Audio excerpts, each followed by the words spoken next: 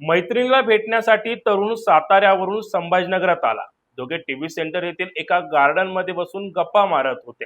अचानक महिलेच्या पतीनं गार्डन मध्ये एंट्री केली आणि तरुणावर चाकूने सपासप वार केले। डोक्यात दगड घालून जीवे मारण्याचा प्रयत्न केल्याची धक्कादायक घटना संभाजीनगरात घडली आहे।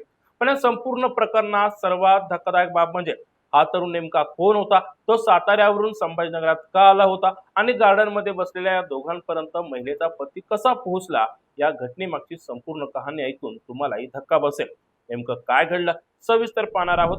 मित्रांनो, कल्पना करा, तुम्ही एखाद्या व्यक्तीला भेटण्यासाठी शेकडो किलोमीटर प्रवास करून दुसऱ्या शहरात जाता।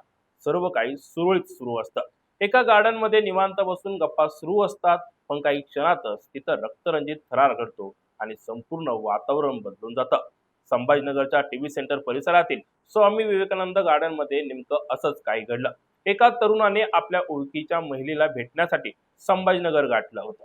दोघे गार्डन मध्ये बसून बोलत असतानाच अचानक एक व्यक्ती तिथे आली। सुरुवातीला कोणालाही काही करण्याच्या आत या व्यक्तीनं संतापाच्या भरात तरुणावर हल्ला चढवला।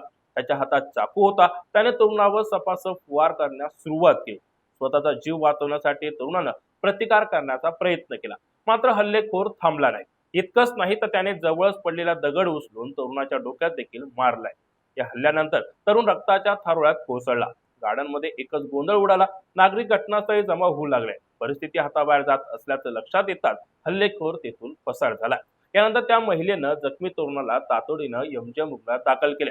मात्र तेव्हा या घटनेमागं नेमकं कारण काय आहे याची कुणालाच कल्पना नव्हती। दरम्यान तपासात समोर आलेल्या माहितीनुसार जखमी तरुण हा सातारा जिल्ह्यातील असून तो पोलीस भरतीची तयारी करत होता। काही वर्षांपूर्वी त्याची ओळख एका महिलेशी झाली होती। याच ओळखीमुळे तो तिला भेटण्यासाठी संभाजीनगरात आला होता। मात्र या भेटीची माहिती पोलिसांच्या पतीला मिळाल्याचं सांगितलं जात आहे आणि त्यानंतर हा संपूर्ण रक्तरंजित प्रकार घडल्याची प्राथमिक माहिती समोर आलेली आहे। सध्या जखमी तरुणावर रुग्णालयात उपचार सुरू असून त्याची प्रकृती गंभीर असल्याची माहिती डॉक्टरांनी दिलेली आहे।